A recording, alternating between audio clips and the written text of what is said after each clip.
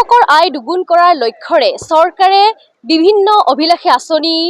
ৰূপায়ণ কৰা বুলি ঢাক ঢোল বজাই থকাৰ সময়তে গোৱালপাৰাৰ হাৰিমুৰাত থকা জলসিঞ্চন বিভাগৰ এটা পানী যোগান প্ৰকল্পৰ এক ফুপুলা স্বৰূপ দেখিবলৈ পোৱা গৈছে আৰু বিগত 10 বছৰৰ পৰা পৰিত্যক্ত অৱস্থাত পৰি আছে গোৱালপাৰাৰ হাৰিমুৰাৰ এটা জলসিঞ্চন বিভাগৰ যি পানী যোগান প্ৰকল্প আৰু এয়া হৈছে হাৰিমুৰাত থকা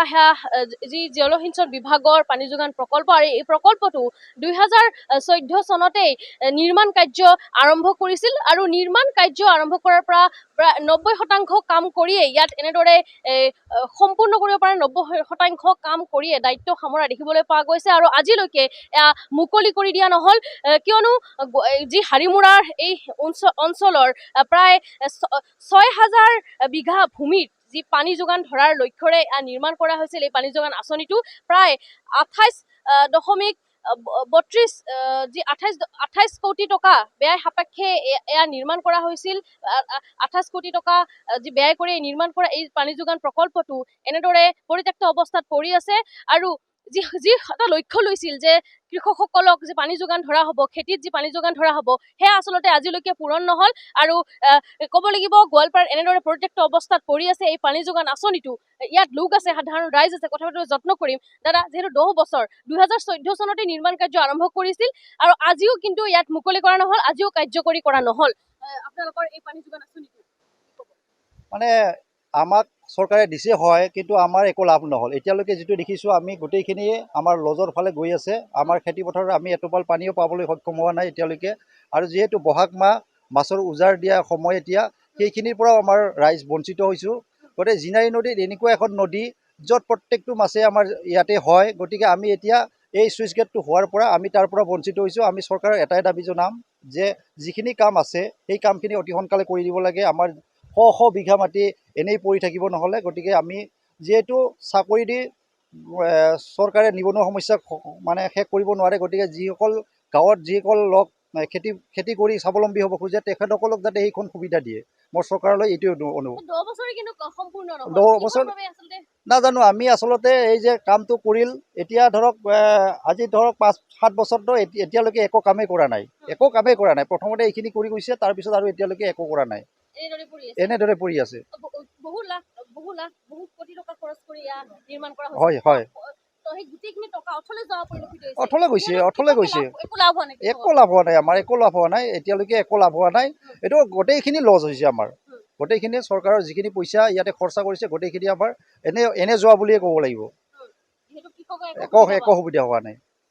ইয়াত বহুকেইখন গাঁও আছে বহুকেইখন গাঁৱৰ ৰাইজৰ সুবিধাৰ বাবে এয়া বনোৱা হৈছিল বা এয়া নিৰ্মাণ কৰা হৈছিল কিন্তু এই 10 বছৰে এতিয়ালৈকে নিৰ্মাণ কৰা হোৱা নাই 90% কাম সম্পূৰ্ণ হৈছে নাই বৰ্তমান আমি যেটো দেখিছো বাস্তৱ ক্ষেত্ৰত এই দেখা হিচাপেতো আমি আচলতে 90% কামো হৈছে নে নাই সেইটো আচলতে আমি ক'ব নোৱাৰো সন্দেহ এটা আছে আৰু ন আমি যেহেতু স্থায়ী বাসিন্দা হয় আমি দেখি ক'ব পাৰো আচলতে কিমান কাম হৈছে বেছি নকওঁ তাৰমানে আমাৰ যেটো উদ্দেশ্যত আচলতে এই আপোনাৰ সুইচ গেটটো আপোনাৰ ইয়াতে বন্ধাৰ এটা পৰিকল্পনা কৰা হৈছিলে আমাৰ যেহেতু আমাৰ খেতি আমাৰ ইয়াতে প্ৰধান তেওঁলোকৰ যেহেতু উপকাৰৰ কাৰণে এইটো কি কৰা হৈছিলে তেওঁলোকৰ যেহেতু উপকাৰৰ উদ্দেশ্যে বন্ধা হৈছিলে এইটো চৰকাৰলৈ এইটোৱে অনুৰোধ জনাম বা বিভাগীয় কৰ্তৃপক্ষলৈ এইটোৱে জনাম মই যাতে যেটো উদ্দেশ্যত বনাইছিলে গোটেইখিনি সম্পূৰ্ণ কাম কৰক আৰু লগতে আমাৰ যিখিনি মানে খেতিয়ক ৰাইজ আছে তেওঁলোকৰ যাতে উপকাৰ হোৱা পায় বস্তুখিনি সম্পূৰ্ণ কৰি তোলে এইখিনি আমাৰ অনুৰোধ আৰু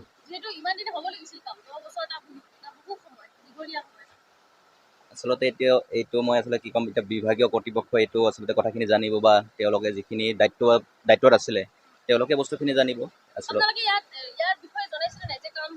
হৈ আছে ৰাইজৰ ফালৰ পৰা আপোনালোকে ৰাইজৰ ফালৰ পৰা আচলতে জনাইছে নে নাই সেইটো আচলতে মই ক'ব নোৱাৰিম কাৰণ তেনেকৈ হয়তো মই আহা নাছিলোঁ বা তেনেকৈ ধৰি লওক জনা নাছিলোঁ বস্তুখিনি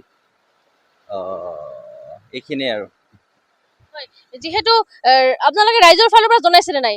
এইটোতো জনোৱাটো হৈছিল গতিকে এইটো যোৱা বছৰো আমি এইটো জনোৱা হৈছিল যে এইটো মানে সম্পূৰ্ণকৈ দিব লাগে যোৱাবাৰ যিহেতু বহুত খৰাং আছিলে তেতিয়াও জনোৱা হৈছিল কিন্তু কোনো আমি এতিয়ালৈকে সুফল পোৱা নাই হয় 10টা বছৰ কিন্তু গতিকে আমি একো সুফল পোৱা নাই আমাৰ পৰাই এই চুইচ গেটৰ পৰা আমাৰ একো লাভ হোৱা নাই আমি এটাই মানে ক'ব খোজোঁ চৰকাৰক যে এইটো হোৱাৰ পৰা আমাৰ ৰাইজৰ একো লাভ হোৱা নাই। পানী যিহেতু পোৱা নাই পানী পোৱা নাই, আমি পানী পোৱা নাই, এটোপালো পানী পোৱা নাই। গতিকে আমি যিখিনি খেতি পথাৰ আছে এনেকৈ মানে চন পৰিব, এনেকুৱা যদি থাকে এইটো হ'লে চন পৰি থাকিব। হয়। হয়, আচলতে ক'ব লাগিব এয়া গোৱালপাৰা জিলাৰ যি হাৰিমুৰা অঞ্চলত যি জিনাৰী নৈৰ ওপৰত থকা এয়া পানী যোগান প্ৰকল্প আৰু এই জলসিঞ্চন বিভাগৰ এই পানী যোগান প্ৰকল্পটো এনেদৰে বিগত 10টা বছৰে আজিলৈকে সম্পূৰ্ণ কৰা নহ'ল আৰু এনেদৰে পৰিত্যক্ত অৱস্থাত পৰি আছে। আৰু এই যি কৃষক ৰাইজৰ সুবিধাৰ্থে বা কৃষক ৰাইজৰ উন্নয়নৰ লক্ষ্যৰে এই যি প্ৰকল্পটো নিৰ্মাণ কৰা হৈছিল, কিন্তু আজিলৈকে এই স্থানীয় ৰাইজে বা কৃষক ৰাইজে কিন্তু ইয়াৰ সুবিধাকণ নাপালে। যিসমূহ লক্ষ্যৰে আচলতে এই নিৰ্মাণ কৰা হৈছিল, কিন্তু আজিলৈকে সেয়া সম্পূৰ্ণ নহ'ল। গোৱালপাৰাৰ পৰিৱেশ দেখুৱাইছোঁ, এনেদৰে গোৱালপাৰাৰ পৰিত্যক্ত অৱস্থাত পৰি আছে এটা জলসিঞ্চন প্ৰকল্প।